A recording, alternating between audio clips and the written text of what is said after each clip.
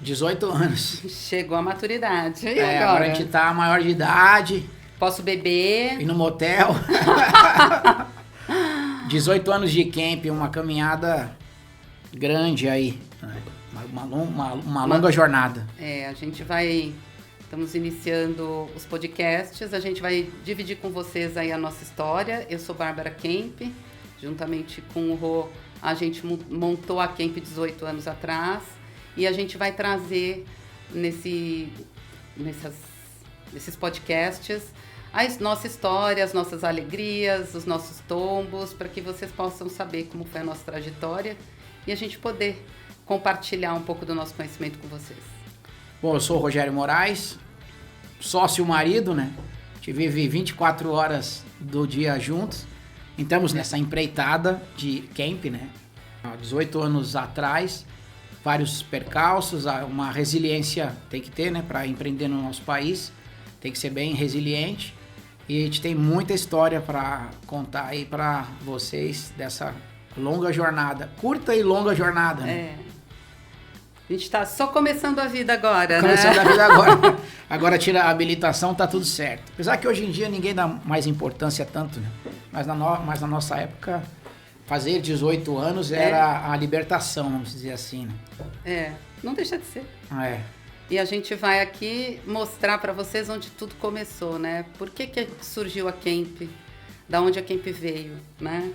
Eu, Bárbara, fui funcionária, sempre trabalhei na área de arquitetura e engenharia. Decidi um dia sair de um grande banco e empreender, por perceber que aquele não era o meu mundo e que eu não fazia parte daquele mundo corporativo e que eu queria ir para um lugar que fosse diferente, fazer algo diferente. Foi quando conheci o Rô.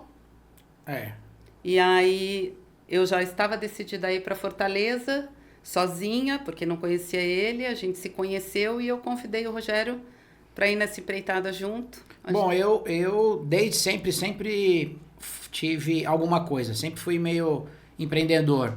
Então tive estamparia, depois fabricava adesivo, aí, cara, arrumava para-brisa de veículo, polia carro, oficina, fiz de tudo um pouco. Daí a gente começou a dar uns beijinhos. E aí 4 meses depois. Aí é uma grande... 3 meses, ela acha que são 4, eu acho que são 3, enfim, aquela coisa de data que a gente sempre sabe que é uma bagunça. Mas, digamos, 4 meses depois, que é mais fácil, né, a gente ceder. 4 meses depois a gente foi para Fortaleza. Então a gente casou, foi para um outro estado, né, que a gente não conhecia, teoricamente, e montou uma empresa. Então foi uma mudança violenta para os dois, né? E ela era funcionária do banco, a gente saiu rumo a Fortaleza com um cachorro, que ela tinha 2 cachorros, né? Duas fêmeas, né? E deu início na Kemp em Fortaleza, né? Vamos mostrar a foto? Vamos, do primeiro escritório da Kemp, né? Lá em Fortaleza. Essa era aqui, tem até na tela daquele computador ali tem uma foto minha, que é quando eu me formei, sei lá quando foi, nem lembro mais, cara. E era uma estrutura bem pequena, né? Aí, na verdade, a gente já estava até com uma condição um pouco melhor, né? Porque quando a gente foi, a gente não tinha grana, não tinha dinheiro para nada. Para nada mesmo, a gente dividia a Marmitex. A gente dividia a Marmitex, a gente escolhia, a gente não tinha geladeira. Ou escolhia ou almoço ou a janta. Então era uma época bem difícil, mas a gente tinha a ideia de montar esse negócio, de empreender e foi para cima. E aí era uma casa que a gente alugou e a gente decidiu montar essa estrutura na casa mesmo, né? Já era um home office, né? Há 18 anos atrás, que ninguém falava disso, né? Na época. E aí começamos ali. Acho que tem uma segunda foto que é a Bárbara, 18 anos mais jovem.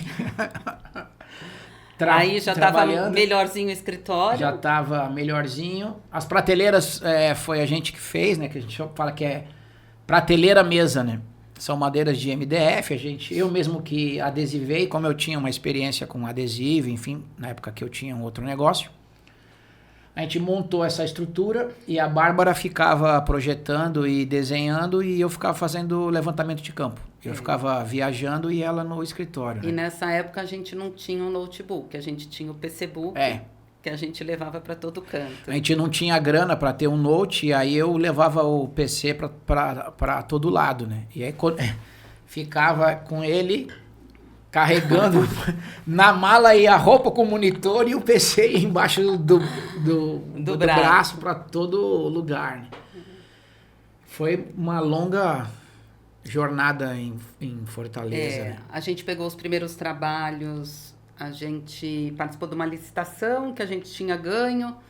Numa primeira rodada foi sinalizado que a gente tinha ganho, houve uma segunda rodada e a gente perdeu, né? Então, ali foi o primeiro baque para a gente, porque a gente achou que tinha um trabalho, né? Então, por isso que a gente mudou, alugou casa, já tinha feito tudo e na hora H a gente não tinha nada.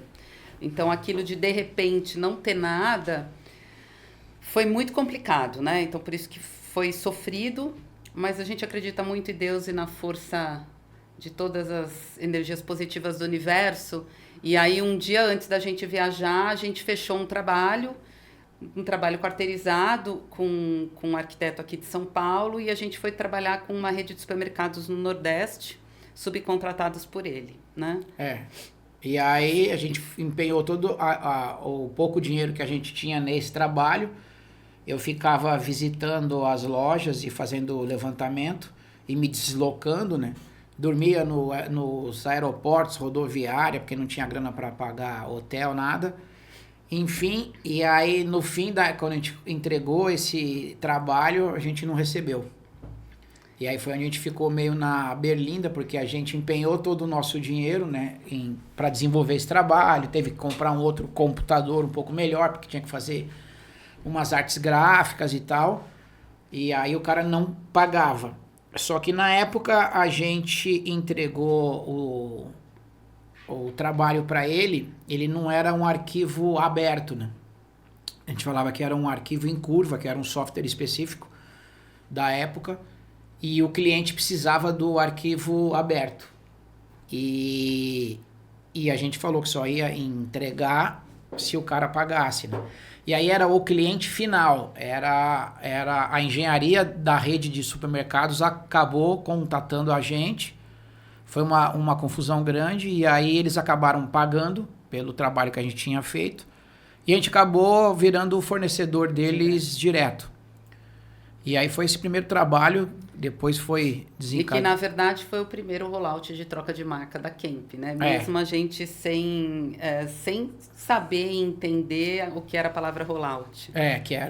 E aí começou essa historinha da Kemp, né? Que daí começou esse primeiro rollout, daí a gente se homologou tecnicamente, né? Para quem tem escritório de arquitetura e engenharia, você tem que passar primeiro por uma homologação técnica e depois por uma homologação de documentação, enfim, né? Então são 2 tipos de homologações, você tem que passar pelo crivo. E aí a gente foi homologado por uma grande rede, né, de banco, né? E aí começamos a desenvolver trabalhos pro Nordeste, que a ideia era ter a empresa no Nordeste por conta da mão de obra, que na época era um pouco difícil. E aí a gente começou a fazer tudo Norte e Nordeste, né? Fortaleza ali, né? A gente ficou lá a gente brincava que a gente fazia o Rally dos Sertões, porque a gente saía pulando de Fortaleza para Manaus, de Fortaleza para Sergipe, a gente caminhou o Nordeste todo nesse início, mas o nosso cliente, que era um banco, né? Ele exigiu que a gente tivesse uma sede em São Paulo, que foi quando a gente abriu a primeira sede em São Paulo. Hoje tem foto, né? Tem, mas ali já tem uma galerinha. E a gente começou pequenininho, uma foto que a gente tem é uma foto um pouco maior, que foi quando a gente pegou o segundo rollout, né? Foi. Que foi muito incrível isso, porque a gente participou da licitação para fazer 10 pontos, e aí de repente entrou uma licitação para fazer 200 pontos, e a gente foi participando da licitação reversa, até que ganhou e a gente falou assim, e agora? Fudeu. Ficou uma coisa complicada, porque a gente montou uma base em São Paulo, mas a gente morava em Fortaleza. E aí tinha que ficar fazendo essa ponte aérea, né? E aí a Bárbara ficava em São Paulo, eu em Fortaleza, ou a gente trocava. E aí teve 2 momentos que a gente ficou se pensando nessa ponte aérea. Um foi o acidente da TAM, né? Aqui. E foi o da TAM e o da Gol, né? Que ambos, assim, no da TAM, a Bárbara ela fazia de vez em quando esse trecho, e o acidente que teve da Gol, eu teoricamente estava na fila com todas as pessoas que iam naquele voo, né? E a Bárbara... Eu não economizei R$100. Aí na época a gente não tinha grana e tal, daí ela me ligou, ela falou assim, cara, eu compro a passagem direto ou eu compro com escala em Brasília? Que é mais barato. Que é mais barato. Eu falei, cara, eu tô quase 1 mês rodando sem parar, você compra a passagem direto. Ela falou, cara, mas acho que é 200 ou 100, 200 reais mais caro. Daí eu falei, não, compra direto. E aí, ali foi o santinho, né, o anjo da guarda, comprou direto, e aí, infelizmente, teve aquele... E aí, no dia do acidente, né? Eu tava onde? No bar.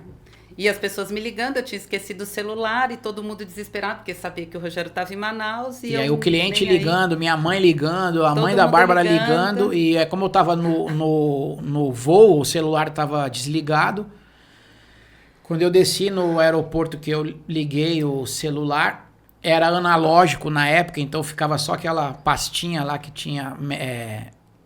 recado de voz, né? Que era salvo. E aí que a gente começou a ouvir, né? Todo esse problema que foi, né? Gigante. E a gente pensou em sair de Fortaleza e vir para São Paulo. Aí, em paralelo isso, São Paulo começou a ter mais serviço, né? Ter mais trabalho. A gente estava com uma base pequena. E aí contratamos uma primeira funcionária, que foi a Joyce Freitas, e que em breve vocês vão ver aí também um depoimento dela. Depois veio a Tati Zuani, que está com a gente até hoje, é nossa sócia, né? E está com a gente nessa empreitada, né? A Tati está acho que 15 anos já, mas...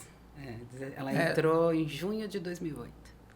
Então a gente 2007, ela tá de uns 17 anos, então 16 anos. 16. Faz tempo, bastante tempo.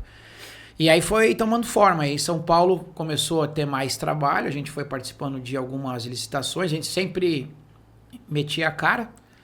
Então essa licitação a gente participou, não sabia como a gente ia executar. Era um rollout de 200 pontos, né?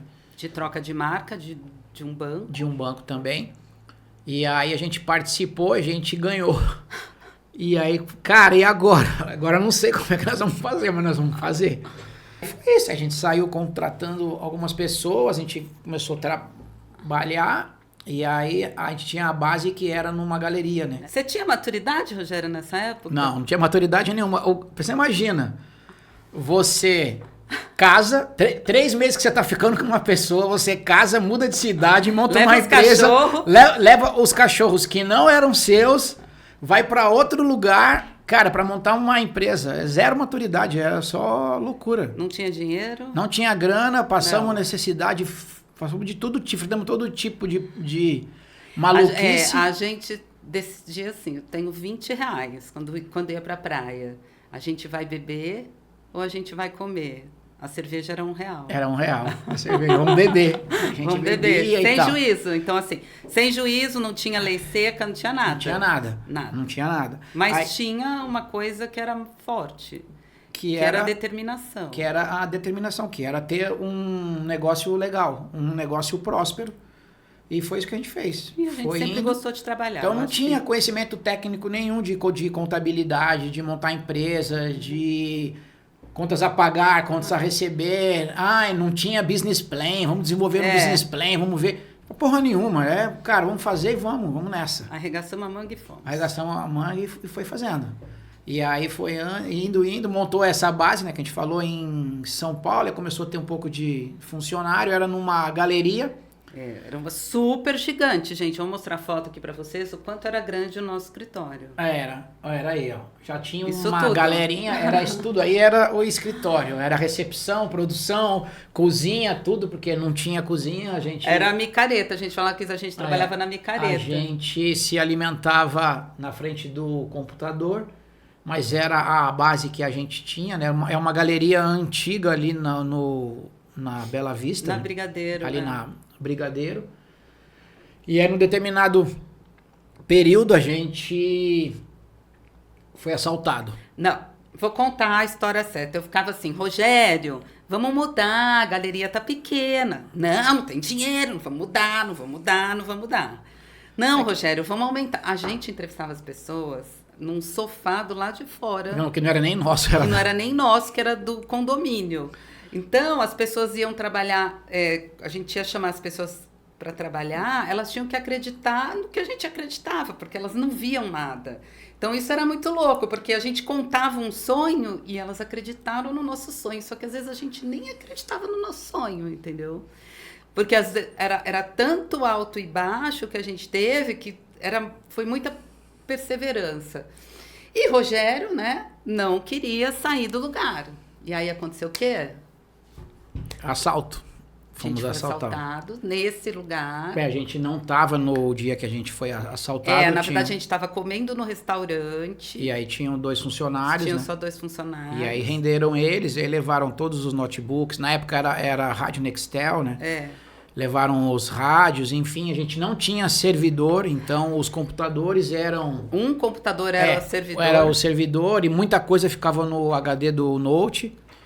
Cara, e levaram tudo, né? E aí eles falaram... Tudo que era pequeno, né? Tudo que era que dava para carregar. E aí eles falaram para os 2 funcionários que eles iam voltar depois para pegar o restante. E aí a gente teve que sair da galeria, só que não tinha para onde ir. E a mãe da Bárbara morava perto ali. Tem que rir mesmo, porque foi só por Deus, cara. E a gente foi todo mundo, não eram muitas pessoas, mas eram, sei lá, umas 10, 15 pessoas acho por aí. que era essa quantidade, 15 não. Acho que devia dar umas 10, Umas 12 10, com a gente. E aí foi todo mundo pra casa da mãe da Bárbara, que, uma loucura, era um apartamento pequeno, enfim, até a gente achar um outro lugar, né? Tem até uma foto aí, eu acho também, do apartamento? Onde era um dia de aniversário da... Esqueci o nome dela. Enfim. Tem umas bexigas, assim, E aí tem a segunda foto. A Juliana. É a Ju, E olha o monitor, velho. Se minha filha vê um monitor desse, ela não sabe nem o que é. Não tem nem noção de tubo, sei lá do que é. E na casa da minha mãe, a gente fez o quê? A sala encheu com as prateleiras que a gente desprendeu lá. E a gente ficou o quê? Uns 2 meses na minha mãe. Ficou até achar... mais de 2 meses. Foi uns 3 meses. Então, de dia era o escritório, à noite era a casa da minha mãe. Então, tinha um quarto, que era onde a gente trabalhava. Então, a gente desmontava a cama, montava a cama. Isso daí era na casa da minha mãe. Então, a gente era a sala. Né? Era a sala. E a galera, cara, e assim... Gente, minha mãe cozinhava batata frita, você não tá entendendo. Era óleo, fumaça em todo mundo aí. E seus sobrinhos, eles eram pequenos, eles ficavam ali tentando ver os desenhos. E, cara, era uma zona, e nego entrando e saindo. Confusão. Uma confusão grande, cara. Foi aí que a gente alugou, conseguiu achar ali na região um escritorinho, né? Na 13 de maio. A gente teve parceiros que nos ajudaram ali, porque a gente também não tinha grana. Ajudaram a pintar, ajudaram a reformar, ajudaram na parte de imobiliário. Não, e essa galera essa galera que desde o começo acreditou. Né? Acreditou. Porque você imagina você ser contratado para trabalhar aí. Né? A Tatiana foi contratada para trabalhar aí. E ela acreditou. Vocês vão ouvir no próximo podcast a história dela. Ela acreditou muito nesse sonho. E isso foi...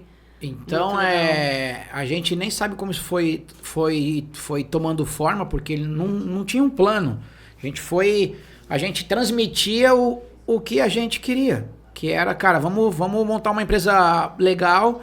O nosso objetivo era ter uma empresa diferente de tudo o que a gente vivenciou na nossa vida, tanto a Bárbara, por onde ela passou, eu, nos lugares que eu trabalhei, era ter algo diferente. Ser algo... E eu acho que uma coisa que a gente sempre fez, a gente nunca prometeu mais do que a gente podia cumprir, sabe? Então, a gente sempre foi muito transparente, sempre contou a verdade. Né, que nem sempre isso acontece, mas isso a gente sempre foi muito transparente, sempre contou a verdade para todos os campianos que passaram pela Camp. O discurso era, cara, a gente é pequeno, agora a gente consegue pagar isso, só que a gente vai ser foda um dia. A gente vai crescer e vai se dar bem e vamos fazer isso acontecer junto, né? Só que eu acho que a gente transmitia isso com tanta força e com tanta naturalidade que a galera entrou no barco e saiu remando que nem maluco, cara. Todo mundo junto. E remando pro mesmo lado, né? Eu acho que isso é o importante. A gente era um barcão. E aí foi indo, aí fechou um outro trabalho, aí começou, a gente fechou um trabalho maior, que era rollout também, que desde o começo a gente sempre foi especialista em fazer rollout. Fizemos rollout de acessibilidade. Vamos explicar o que é rollout. Rollout, né? Rollout são... Explica você que você é arquiteta. Na verdade, a gente chama de rollout quando você tem um cliente onde ele tem muitos pontos espalhados pelo Brasil, ele precisa fazer uma intervenção de mesmo escopo. Então eu preciso fazer uma intervenção em muitos pontos a respeito de acessibilidade. Ou eu preciso fazer uma intervenção para adequação de um espaço específico. Ou para fazer uma troca de marca, que é a troca de luminoso. Então, rollout é quando a gente tem o mesmo escopo em vários locais diferentes e que acontecem de maneira simultânea, né? Essas grandes redes, quando tem muitas lojas, ou o banco que tem muitas agências, e entra às vezes uma nova legislação, que nem na época foi a Cidade Limpa, que tinham que reduzir os luminosos e recompor fachada e tal. Então, essa empresa tem lá, sei lá, 2.000, 3.000 lugares e aí ela precisa fazer essa reforma. Então, a gente chama isso de rollout. Ou quando, de fato, uma empresa compra outra e ela precisa eliminar mudar a marca. Mudar a marca mesmo, porque ela foi adquirida, né? A gente teve aí recente alguns supermercados que mudaram de marca, a gente tem... Como o banco que mudaram de marca, né? A gente tinha... Santander comprou o Banco Real, o e aí Banespa, o Sudameris lá atrás, enfim. Então, tem várias marcas, que nem a Carrefour comprou o Walmart, que transformou em Big. Então, você tem várias trocas. E eles precisam fazer de maneira rápida, né? Porque não dá para esperar muito tempo.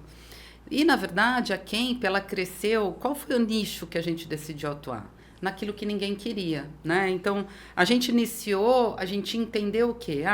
Mas tem essa reforminha pequenininha aqui para fazer. E ninguém queria fazer, porque as pessoas queriam fazer as reformas grandes, as coisas que davam visibilidade. E a gente foi pegando esse nicho que ninguém queria fazer e a gente iniciou ali... começou a trabalhar em grande escala, né? Então, a gente olhou como uma oportunidade de negócio, né? Então, nem tudo aquilo que o outro não quer não possa ser bom para você, porque ele é, né? No nosso caso, ninguém queria ficar fazendo reforma de acessibilidade. Por quê? Porque era um projetinho com bastante intervenção, muito minucioso, que dava trabalho, só que não trazia um glamour aí, né? Como... muitos gostam de glamour, de agências bonitas, lojas bonitas ou espaços lindos. Não. A gente gosta de dinheiro. A gente gosta de pôr dinheiro no bolso. É isso, né? Então, trabalho. A gente não quer ter fama, a gente quer dinheiro no bolso e que todos tenham dinheiro no bolso, não só a gente. E a gente se especializou nessa área. Só que fazer é fácil. Fazer 100, mais ou menos. E quando você faz 1.500? E quando você faz 3.000? Então, na verdade, trabalhar, a gente sempre olhou as coisas como uma grande linha de produção. É até meio, para a área de arquitetura, falar de uma linha de produção parece que são duas coisas opostas. Mas quando a gente começa a trabalhar com volume, se você não entende um pouco de linha de produção... na verdade, você vai morrer na praia em algum canto. Então, a gente se especializou em rollout e se especializou em trabalhar como linha de produção. Eu acho que isso foi muito rico dentro da Camp, porque a gente tinha especialistas, né? A gente tinha os campianos externos, que faziam a vistoria, a gente tinha os campianos internos que passavam a limpo, a gente tinha o pessoal que passava limpo os checklists. e que depois a gente automatizou isso. Então, a gente foi sempre trabalhando como uma grande linha de produção. Eu acho que isso é legal. Voltamos. Da nossa reunião. Essa é a doideira do nosso dia. Às vezes a gente esquece, vai, tem reunião, para, volta. Tudo planejado, né? Sempre, tudo planejado. Tudo planejado e às vezes esquecido. Bom, a gente parou falando de rollout e a gente vai falar... Saímos finalmente da casa da minha mãe. Fomos para 13 de maio. Fomos para 13 de maio, começamos em um andar, acho que a gente tem uma fotinho da 13 de maio. Foi ali que nesse lugar a gente ficou... Aí já era a 13 de maio no quarto andar. Quarto e depois o terceiro. E aqui foi quando a gente pegou o nosso trabalho de maior impacto de rollout, né? A gente fechou aí um rollout de 3 mil pontos de troca da marca do Banco Real para o Banco Santander. Foi quando o Banco Real virou o Banco Santander. A gente pegou um volume grande de trabalho. Na época a gente já estava com uma equipe, né, com os Kempianos, que vale ressaltar que desde sempre a gente sempre chamou de Kempianos. A gente não gosta dessa coisa de colaborador ou de o meu funcionário. A gente sempre tratou como Kempiano, né? Que o Kempiano, ele é forjado com muito trabalho, né? A gente sempre fala que o Kempiano é a pessoa guerreira, que luta, que trabalha. É essa galera que acreditou na gente, que hoje tem Kempiano pelo mundo todo. A gente também não trata como ex-Kempiano, porque uma vez Kempiano, ele é sempre Kempiano. Tem algumas coisas que eles carregam como essência, que a gente... conquistou todo mundo junto, então a gente somos os donos da empresa, né? Mas na verdade a gente é um grande time. É um grande time, né? Quem construiu mesmo é o time inteiro. Era essa galera que remava a todo vapor. E, na verdade, a gente, quando fechou esse rollout, 3 mil pontos, eram 2 mil de maneira remota, 1.000 pontos que a gente tinha que fazer levantamento, projeto e gerenciamento de obra. Quando a gente fala 1.000 pontos, eram 3 mil locais, 3 mil endereços espalhados pelo Brasil inteiro, né? Isso. E, além disso, a gente precisava tirar um símbolo, que era o símbolo do Banco ABN, que a gente falava que era o Shield, né? O nome... Que era aquele logo do Banco Real. O logo do Banco Real, que a gente fez a missão Caça Shield, né? Que foi super legal, porque tinha uma data determinada dentro do contrato entre Real e Santander e o Banco ABN, que é mundial, que eles não podiam utilizar mais esse Shield. Então, a gente fez uma força-tarefa com todos os Kempianos. Nessa época, a gente aumentou, então foi crescendo, né? A 13 de maio, a gente tinha o quarto andar, aí depois a gente pegou metade do quarto andar e depois a gente desceu, pegou o terceiro andar. Só que chegou um momento que não cabia. E o que foi muito engraçado na nossa história é que a gente, assim, nunca imaginou ser uma empresa tão grande. Nunca sonhou em ter uma empresa tão grande. Aí é uma fotinho de uma parte da galera na época. Aqui tem uma galera que ainda está com a gente e tem uma galera que está pelo mundo afora. Eles eram os Kempianos, aí tem uma galera que... Porra. Dessa época. Tem gente aí que agora é nosso concorrente e eles montaram uma empresa. Tem gente que é cliente e contrata a gente. Tem gente que é cliente, então, assim, existe uma relação saudável com uma boa parte, né, com quase todo mundo aí que saiu, né? Vocês seguem a gente nas redes sociais, que alguns deles vão dar o depoimento do que a Kemp levou, ensinou eles e o que eles levaram para a vida, que aprenderam na Kemp, que eu acho que uma coisa bem importante do ser Kempiano é a cultura que a gente conseguiu dentro da Kemp, né? A gente nunca foi uma empresa... Cara, eu tinha cabelo nessa foto aí, velho. Só por Deus, cara. A Kemp nunca foi uma empresa onde a gente... Um time concorria com outro time, né? Então, a gente sempre teve uma cultura que a gente era uma coisa só. A gente era Kemp. Então, a Kemp, ela conseguiu, nessa história dela dos 18 anos, apesar de aí a gente ainda não está na nossa maturidade, não está na nossa construção, mas ela nasceu de base, porque é a nossa base de vida, que a gente tem que ser um time, né? Que a gente é uma grande linha de produção e que cada engrenagenzinha, cada Kempiano tem sua importância. O que a gente sempre fala desde a moça da faxina, desde do menino de TI que tem que trocar o rolo da plotter, até a gente que tem que conduzir, tomar decisões importantes, decisões estratégicas que às vezes a gente nem quer tomar. Você partir do princípio que nada você consegue fazer sozinho, você para nascer precisa de alguém que vai auxiliar, para te dar comida, sua mãe ou alguém. Então é para tudo. Se você analisar, sempre tem que ter alguém, ou é uma parceria, ou é alguém ajudando, ou é um time, né? Então, na verdade, quem constrói a empresa é o time inteiro. É o time todo. Então, cara, se, por exemplo, a gente sempre falava também, cara, se a gente tiver problema com um cliente, cara, você tá tendo, o problema afeta a empresa inteira. Você perder um contrato grande, você afeta o time todo. Você tomar uma decisão errada, a gente tomar uma decisão errada é o time. Então, a gente sempre trabalhou como time, sempre todo mundo, a gente deixava sempre tudo muito claro, sempre dava desafios, né? E essa galera kempiana matou a pau, cara. A gente foi indo, foi crescendo e aí cada vez adquirindo mais cliente. Cara, não tem. 13 de maio ficou pequeno. Eu decidi ser mãe, né? Então, minha filha chama Vitória, porque foi uma vitória do Rogério me convencer a ser mãe. Poder do convencimento.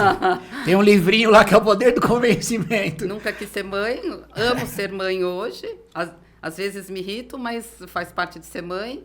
Mas foi quando a gente decidiu ir para um lugar mais perto de casa, foi quando a gente mudou para Diederich. A gente tinha também na Camp uma cultura que era muito aberto, e aí a Camp da 3 de maio tinha ficado pequena, a gente não tinha uma copa legal, não tinha uma estrutura, não tinha ar-condicionado, e não tinha uma estrutura para a quantidade de equipe de campianos que a gente tinha. E aí uniu tudo, né? Cara, a gente precisava para um lugar maior, a gente... O prédio ia correr o risco de fechar porque não tinha VCB, lembra? Não tinha VCB, A gente Cara, era um prédio antigo, hoje a gente chama de Camp Vintage, mas tinha um bingo clandestino em cima, lembra? A polícia invadiu o prédio. Olha, gente, cara. A polícia invadiu o prédio, achou que a Camp fazia parte do bingo. Eu tinha esquecido disso. Para explicar para a Polícia Federal que a gente era uma empresa de projeto cheia de computador.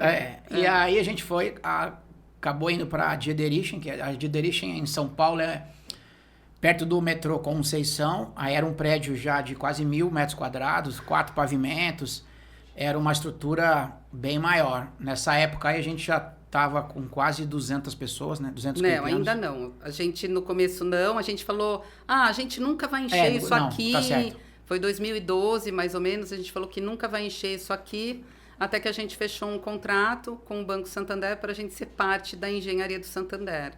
Foi aí que a gente lotou o prédio, né? E quando a gente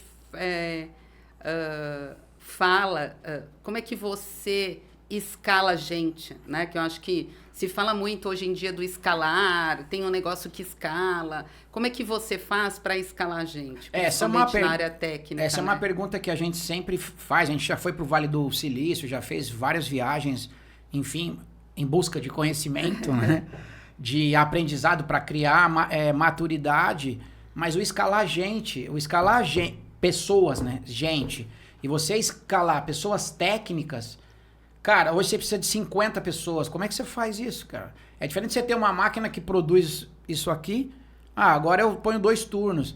E aí era uma dificuldade. E aí é uma coisa também que a gente, com a bagagem, com a maturidade, a gente conseguiu criar uma forma de conseguir treinar e escalar, né? Na verdade a gente observou ali, foi quando surgiu... o início de uma plataforma interna que a gente desenvolveu, que chamava GGTI na época, aonde a gente percebeu que muito trabalho era braçal e não intelectual. E a gente começou, a partir daí, a otimizar e a automatizar a parte do trabalho, e automatizando a gente também conseguiu padronizar. Então, a gente sempre teve esse olhar de ser diferente, ser uma empresa diferente, com um ambiente que, apesar de ser com muito trabalho, a gente sempre tentou transformar esse ambiente num ambiente legal de trabalho, descontraído, né? A gente vai falar aí nos próximos podcasts das nossas festas, mas dos campianos da alegria, mas que era uma maneira da gente descontrair. A gente sempre olhou o lado da tecnologia, então em 2010 a gente usava tablet para preenchimento de checklist online, né? Nesse rollout que a gente fez de 2010 aí. A gente sempre olhou a infraestrutura, o que a gente podia trazer de bem-estar para todos. Né? Sempre essa foi Sempre foi os nossos pilares. Ter um lugar diferente, de fazer diferente. E para o cliente era o que a gente ia levar de diferente, né? Então, quando a gente fechou, a gente mudou 2012 para a Diederischen, a gente fechou esse contrato com o Santander, foi quando a gente aumentou nossa equipe, que chegou até 220 pessoas, 220 campianos, e que a gente lutava para colocar o indicador da engenharia do Santander no verde, né? Então, a gente fez um trabalho enorme. Eu tenho até uma fotinha a foto do aqui. verde? Eu vou mandar ali para a produção. A gente conseguiu fazer feito, que nunca na história da engenharia eles tinham conseguido colocar os indicadores, né, que eles tinham que entregar internamente lá no verde, e a gente conseguiu fazer isso. Põe a foto do Cassa Shield para mostrar aí. A gente fez uma arte.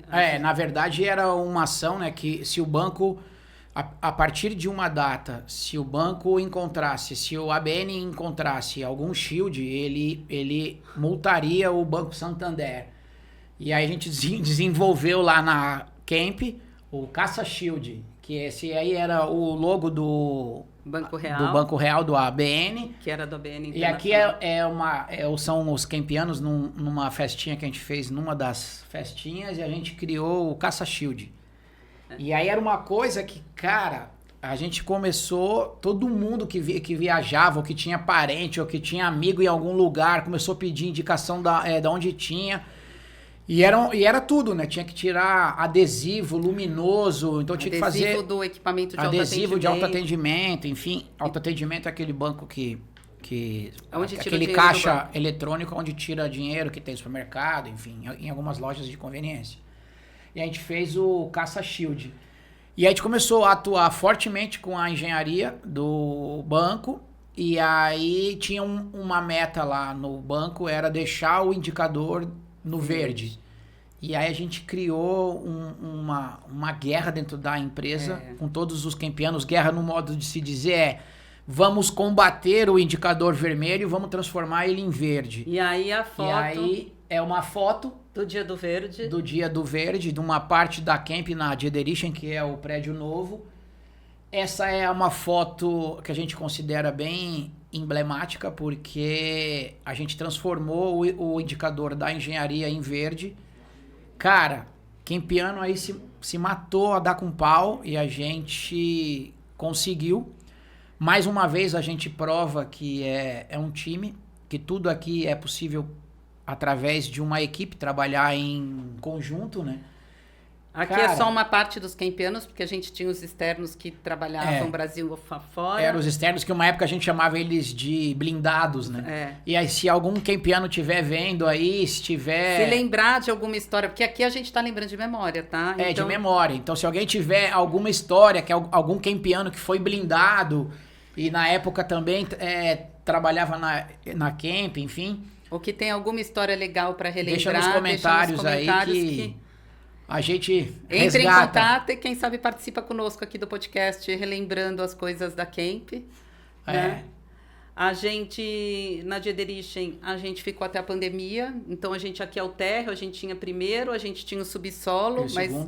E o segundo. A gente falava que o subsolo era uma bate-caverna com ar, então a gente teve uma equipe gigante focada aí principalmente na engenharia, né, nas equipes de engenharia, então a gente incluiu isso. Que é uma outra coisa, que a gente ficou durante anos falando que era complementares, né? E aí, quando enfim, a gente tinha algumas coisas de RH e de trabalho para fazer integração, e aí algum campiano falou, cara, a gente não é complementar, a gente é engenharia. E aí, daquele momento para frente, a gente começou não a tratar mais como complementar, porque na verdade ela é engenharia, né? Arquitetura é engenharia. E aí agora a gente criou o hábito já de falar engenharia, né? Em 2015, a gente deixou de ser exclusivo a área bancária e começou... Abriu para a rede de varejo. O nosso primeiro cliente aí da rede de varejo que está com a gente desde então iniciou com o Boticário, depois o Grupo Renner, e aí foi a partir daí que a gente mudou e ampliou, né? Hoje eu acho que todos os grandes players do varejo, uma grande maioria a gente atende. Ou já atendeu, né? E o que foi legal é que a gente teve que, dentro da Kemp, né? Quem permaneceu e permanece aí dentro da Kemp, dentro da nossa história, né? A gente está contando um pouquinho. Vem também a parte do legado, vem a parte do aprendizado, né? Quem permaneceu na Kemp por tanto tempo, ele não ficou fazendo a mesma coisa. Ele aprende a cada ano, a gente é muito dinâmico, e isso é legal, porque as pessoas que ficaram, elas não ficaram somente num segmento, né? Então, elas conseguiram ampliar o conhecimento e amadurecer junto com a Kemp. Então, acho que isso é muito legal. A gente tem gente que a gente vai falar que entrou como estagiário, hoje está com a gente, trabalha com a gente, aprende a cada dia, porque a gente muda a cada dia. Então, uma coisa que também faz parte um pouco da nossa filosofia é a gente não fica estagnado no mesmo processo, a gente muda sim, porque o mundo muda, muitas coisas novas vêm, né? Então, quando a gente fala a nossa base da tecnologia, a gente falou um pouquinho aqui do GTI, mas a gente tem muito mais tecnologia para falar, né? Então, a gente implantou um BIM em 2015, a gente trouxe Laser Scan em 2017, que a gente vai fazer um podcast específico para isso. Hoje falam do óculos... óculos de realidade aumentada. A gente colocou isso em 2017. 2017. Então, assim, a Kemp, ela sempre esteve preocupada em ser diferente. Mas ser diferente em quê? Em tudo. No tratar o kempiano, no conduzir a empresa como uma empresa horizontalizada, que hoje se fala de partner, hoje se fala... Não, eu lembro quando você fala horizontalizada, a gente contratou uma época uma consultoria e o cara veio, né, e a gente na primeira reunião, a gente mostrou que a gente era mais horizontalizado e não tinha uma hierarquia e tal. E aí era um senhor e ele falou, dessa forma vocês não vão conseguir, né? Vocês vão quebrar. A gente sempre ouvia isso. A gente sempre ouvia, mas enfim, o cara falou que, na verdade, ele nem quis ir adiante com a consultoria dele. A gente também, enfim, porque ele tinha um script de hierarquia, né? Foi até uma situação bem cômica, porque a gente contratou e ele acabou desistindo, depois a gente viu que não... Deu liga das milhares de consultorias, de coisas que a gente fez, para que a gente contratou e gastou e foi atrás para poder aprender. Na verdade, a gente fala que às vezes a gente é ET, porque surge uma ideia de Jerico, e na ideia de Jerico... Na verdade, as ideias de Jerico eu tenho, e aí eu coloco para a equipe da operação testar, se ferrar. Então, tem o laser, vamos fazer isso. Tem um negócio aí que chama BIM, aí os caras estão modelando e vamos fazer também. Tem aquilo, aí... Né? Desde treina laser, várias coisas. O tablet, aquele tablet da ASUS. E existia uma preocupação, por isso que a gente começou a abrir o leque para varejo, primeiro porque a gente tinha uma concentração grande num cliente. Então hoje, se você tem uma concentração financeira grande em um cliente, se preocupe, porque pode ser que o mundo vire e aí você fique sem. E a preocupação 2 era, a gente tinha um time lá de mais de 200 pessoas que faziam a mesma coisa. Eram os mesmos projetos, as mesmas coisas. E a gente não conseguia fazer o crescimento técnico e profissional dessas pessoas fazendo sempre a mesma coisa. Então, a tomada de decisão de ir para outras áreas, no caso a gente foi para o varejo, que é o que tinha o maior match com a empresa, né? Porque era volume, eram projetos mais rápidos, era um projeto padronizado. Ela tá moderna, não era um projeto. Não era um projeto. Ou eu tô preocupado agora. Você tá velho, eu não, eu sou jovem. E apesar da gente... Aí, perdi o raciocínio, cacete. Da gente... esqueci. Tá preocupado com o que as pessoas iam aprender, com cada um ia colocar na verdade, na sua mochila. Isso, na sua bagagem, na sua mochila, o que iam aprender para não ficar sempre fazendo a mesma coisa, né? Então, foi a nossa tomada de decisão até que veio a crise, né? Então, a crise em 2016 foi muito pesada para a gente. Foi. A gente fechou andar, a gente devolveu a máquina de café, que a máquina de café foi algo muito emblemático na nossa história, porque quando a gente estava na 13 de maio, numa das pode reuniões... fazer um podcast só da máquina de café, né? Mas a gente, quando estava na 13 de maio, quando a gente falava de sonho, o sonho do Rogério era ter a máquina de café. Chocolate, água, chá e meu sonho era ter o sítio para as festas da Camp, né? E aí, depois a gente conta se a gente conseguiu esse sítio. Só que daí, quando a gente entrou nessa crise, que foi em 2016, a máquina de café tinha um custo alto para você manter ela, pra todo mundo consumindo. E aí, como a gente sempre fez, reunia todos os funcionários, explicava tudo o que estava acontecendo, sempre foi muito claro. E aí falaram, pô, mas vamos tirar a máquina de café, né? Daí, na época eu falei, cara, a máquina de café, a gente tirar ela, dá pra ficar com mais 2 pessoas. E aí, então tira a máquina de café. E foi indo. E aí entrou nessa crise, foi uma redução grande, né? A gente tinha o Big Fone, que tinha o pessoal falava que era o Big Fone, que era se o telefone tocasse e alguém atendesse, tinha que ir pro RH para ser demitido. E era foi uma coisa bem complicada. Foi muito difícil pra gente. Muito mesmo. Porque são pessoas, né? A gente foi até o nosso limite, né? Deu uma envergada boa ali. Deu uma envergada, mas a gente não quebrou, não. Não tinha bambu, a gente né? Enverga, mas não quebra. Persiste.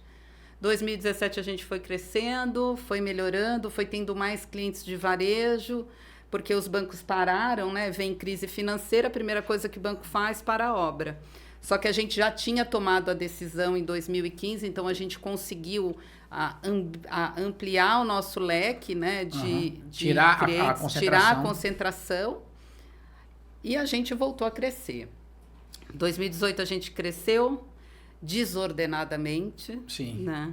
Foi uma loucura, porque uma coisa é você crescer ordenadamente com um único cliente que tem um único padrão.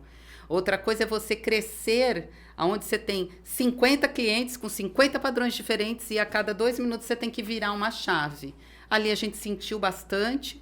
Em alguns clientes a imagem da Camp ficou um pouco balançada. A gente cagou, não tem esse negócio errou, de eu não erro. A gente erra, assume, nunca deixou de assumir. Eu acho que essa é uma outra característica da Camp. A gente não corre do pau, não tem esse negócio não.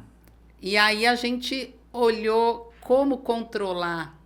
E aí mais uma vez a gente volta. Como escalar gente técnica.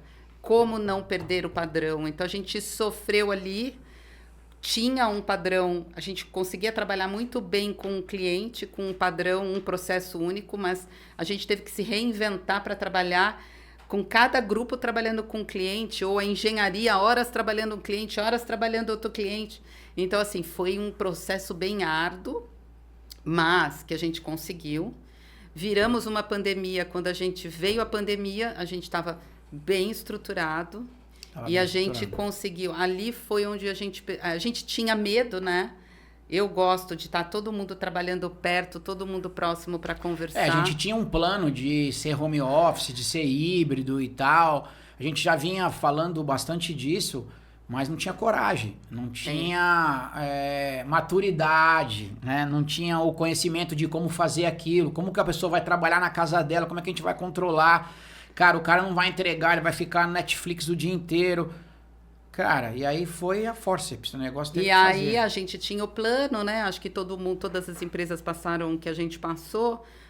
Vamos fazer gradual, quem tem parente na parte de risco, né? Que tinha risco de saúde, não vinha. Foi quando a Prefeitura de São Paulo determinou de um dia para o outro para fechar. Cara, a equipe foi foda, porque a gente virou uma camp de 1.000 metros quadrados com umas 150 pessoas em 150 mini camps. E isso foi muito emblemático pra gente, porque era todo mundo se ajudando. Era quem Não, piano fazendo cabo de rede, porque o roteador da pessoa ficava longe. Não, a gente... Era gente catando cadeira, dando carona. Olha, foi uma coisa assim incrível de ver, apesar da situação trágica que a gente estava passando, mas mais uma vez mostrando que a união faz a força, os Kempianos sempre fizeram a Kemp, né? E assim, sempre. Foi uma guerra mesmo. Foi uma guerra. Porque daí a gente foi no nível de detalhe de falar pra pessoa, cara, o seu roteador tá a quantos metros de onde seu computador vai ficar? Deu, cara, minha casa é um sobrado, eu tô no meu quarto, não, o roteador é lá na sala. Cara, vai dar uns 40 metros de cabo.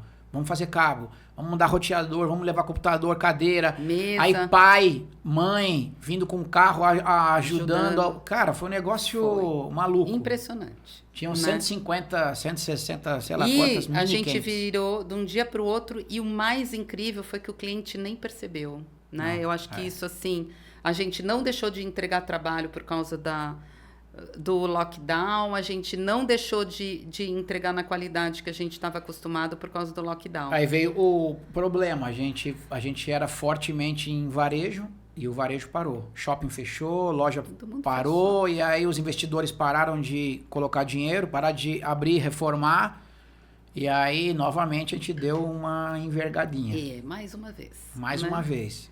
Mas a gente olhou para dentro, né? Então, o que é olhar para dentro? A gente foi olhar os nossos processos, nossos fluxos, a nossa maneira de trabalhar e ali perceber o que a gente poderia fazer de ganho, poderia fazer de melhoria no processo, né? Muitos Kempianos sofreram com a Bárbara porque eu exigi deles muito em vamos pensar processo, vamos pensar fluxo, vamos... Uma coisa que eu recordo, assim, que foi muito power, cara, foi muito foda, a palavra é essa, de time, é que a gente tinha que desligar a gente, porque a gente começou a perder trabalho, assim, cara, foi numa queda gigantesca, e aí no meio, cara, 2, 3 pessoas falaram, cara, reduz o meu salário, mas mantém a equipe.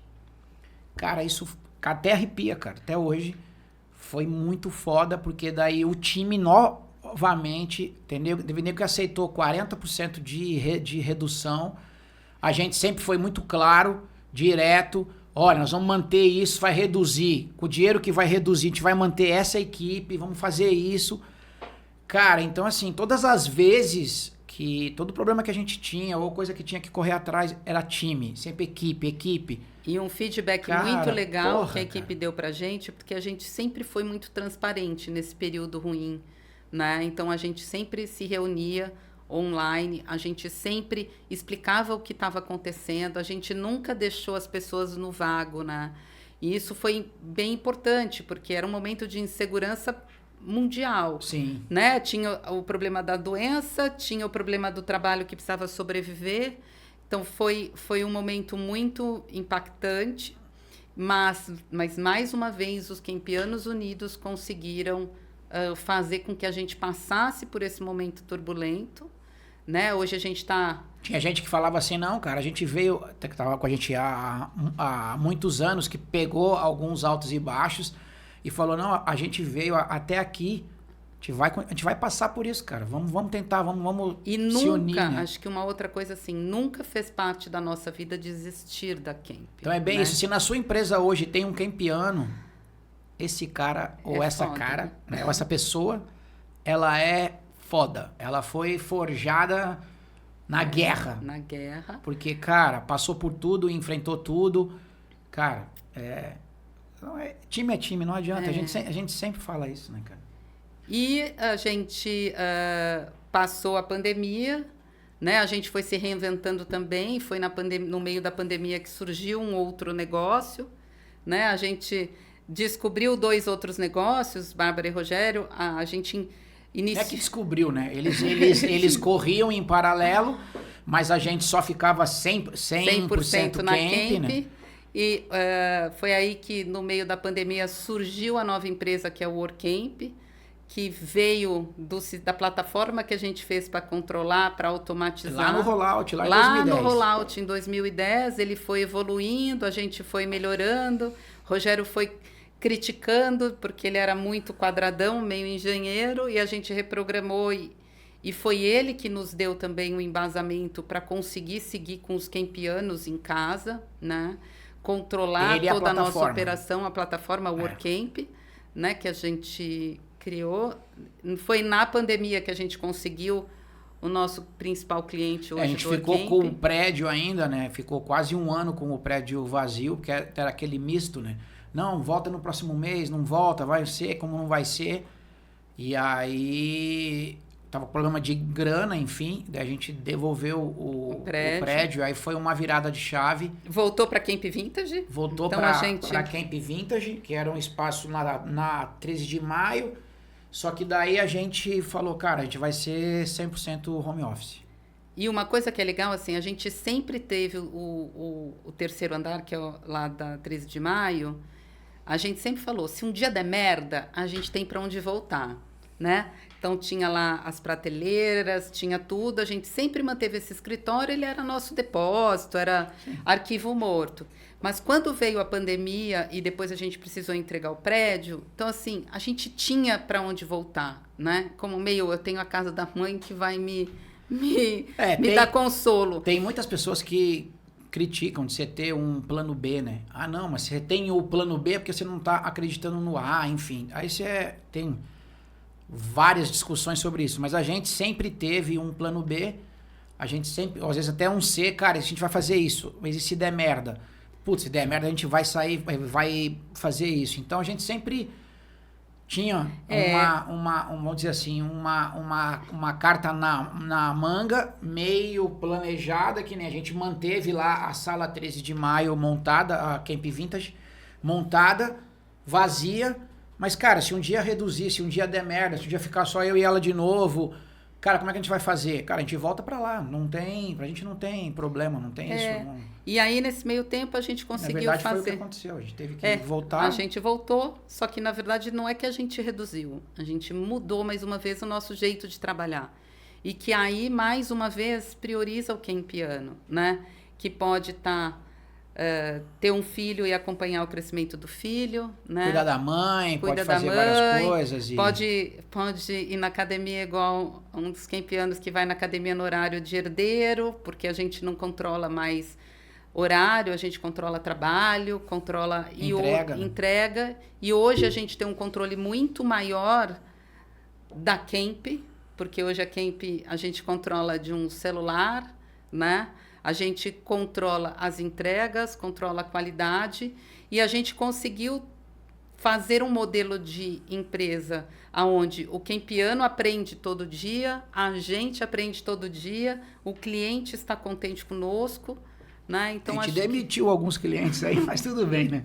Faz parte da maturidade. Mas foram 18 anos de muito aprendizado, né? Esse é o que a gente lembrou agora, tá, gente? Vai ter muito mais história para contar. A hora que a gente começa a olhar foto ou começa a revisitar. A gente agora recentemente contatou alguns campianos que trabalham hoje em outras empresas e que passaram um período com a gente e tal. E aí eles lembraram de várias histórias, de várias coisas. Assim, eu tenho uma que era na 13 de maio, que a pessoa, esse campiano, era o primeiro dia. E eu entrei junto com ele no elevador, né?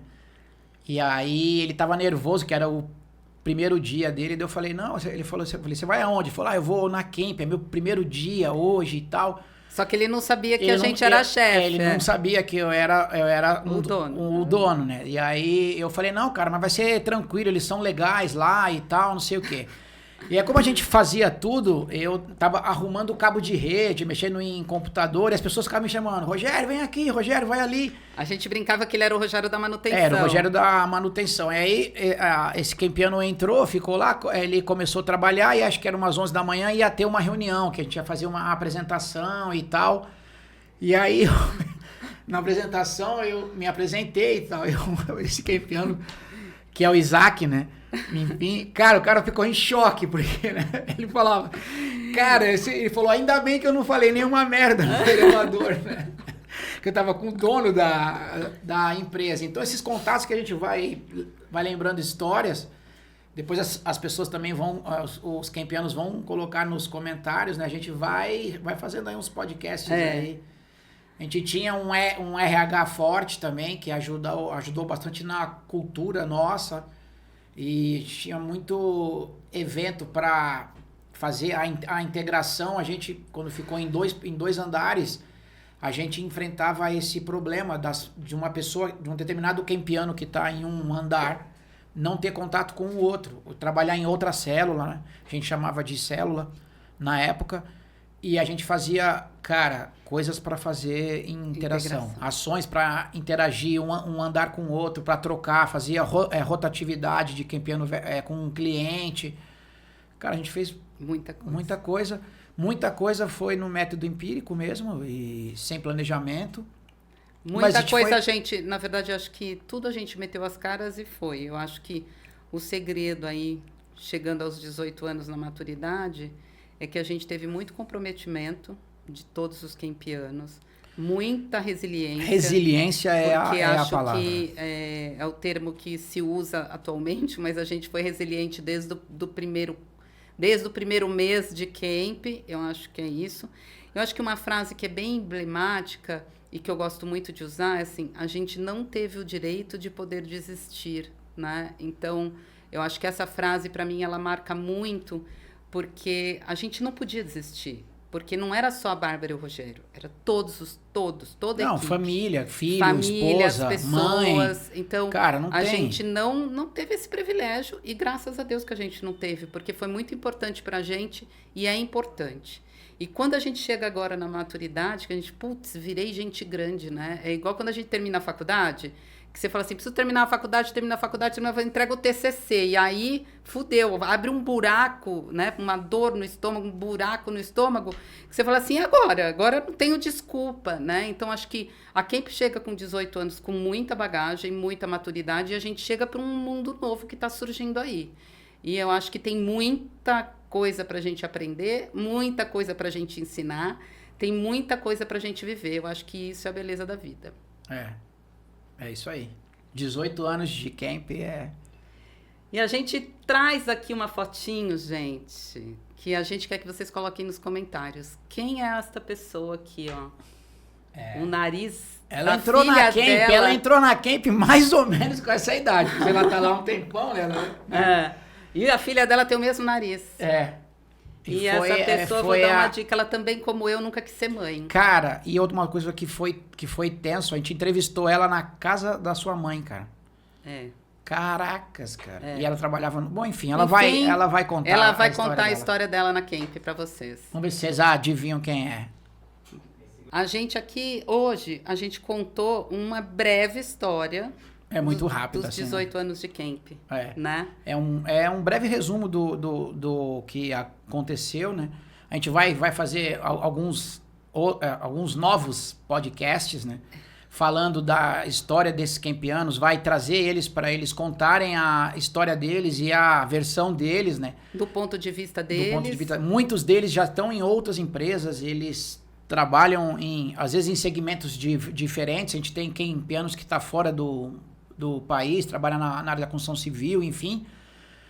Mas a gente quis, nesse resumo, mostrar um pouco do nosso caminhar, da nossa trajetória, mostrar um pouco de como foi construída essa maturidade dos 18 anos, e para os próximos podcasts a gente vai detalhar alguns pontos importantes e vai trazer a visão aí de alguns campeanos, para eles também trazerem a visão deles e um pouco de lembrança deles.